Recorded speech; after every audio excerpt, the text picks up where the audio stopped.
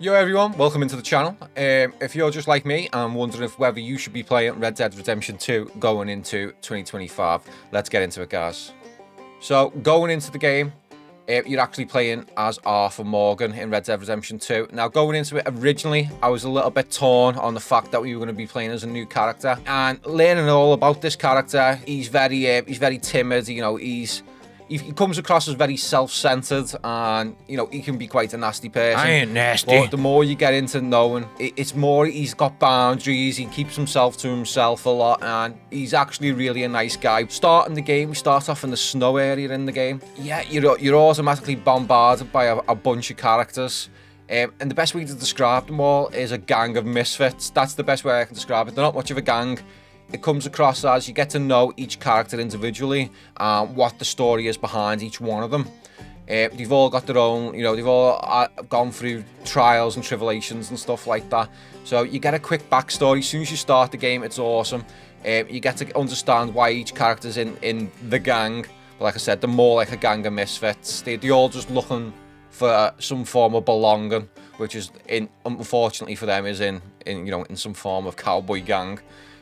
So yeah, when it starts off in the snow area as well, all of a sudden the writing starts and the western music comes in, and it'll remind you. I don't know if you guys are old enough or whatever, or you've never watched them, but like the old spaghetti westerns where you'd have the red writing that comes on and the font and stuff like that. As the snow comes in, it starts off like really slow.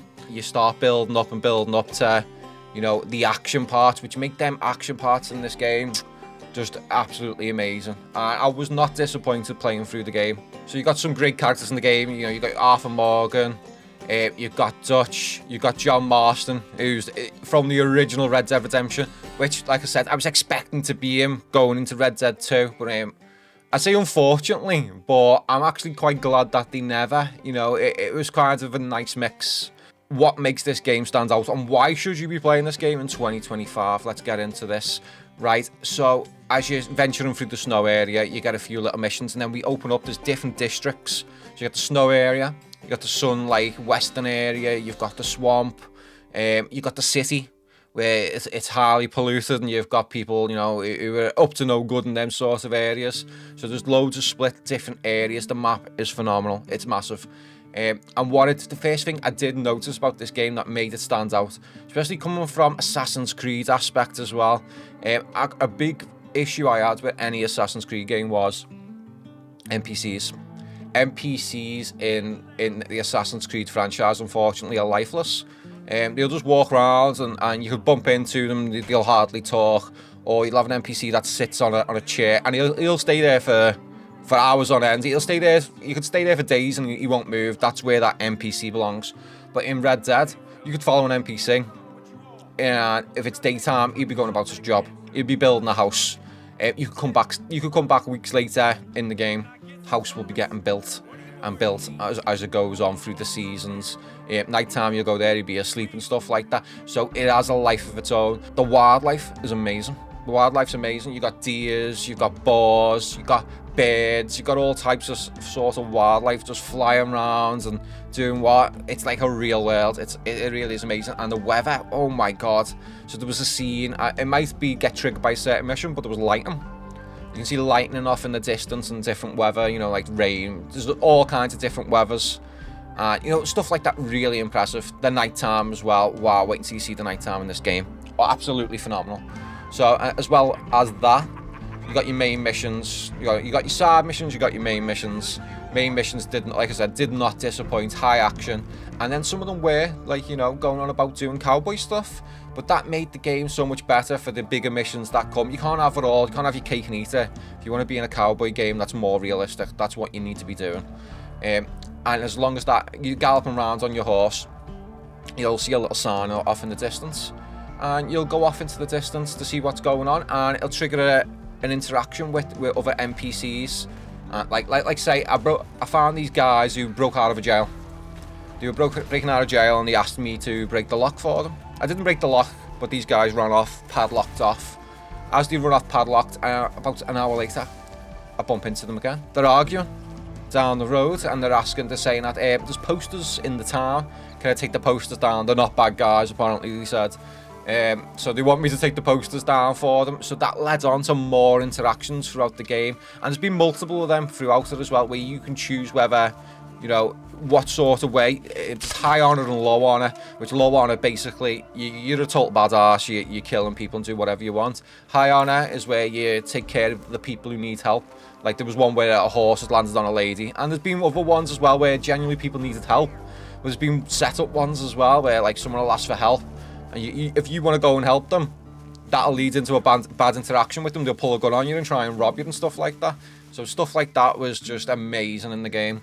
Like, I'm used to playing like GTA and stuff like that. You have to look after your, say, your energy and your health bar. On this game, you have energy, you have health bar, you have to sleep, your beard grows, you have a horse that, again, has a health bar, an energy bar. You need to take care of the horse. So it is quite a heavily survival game. And I didn't think about that going in. The day and night cycles were quite short as well, which is probably one of the issues I have for the game. I wish the day and night cycles were a little bit longer than what they were. But going forward, that was totally fine in the end. I started getting an understanding. When I'm back at camp, I need to be sleeping. I need to be going over and taking a bowl of stew and stuff like that, and having some food to get my energy levels up, which, yeah, made perfectly great sense. Now, again, said we have hunting in the game. You can go and hunt for camp, which we have a main camp where you can do the hunting. There's like a scent part where you have to like track them and stuff like that.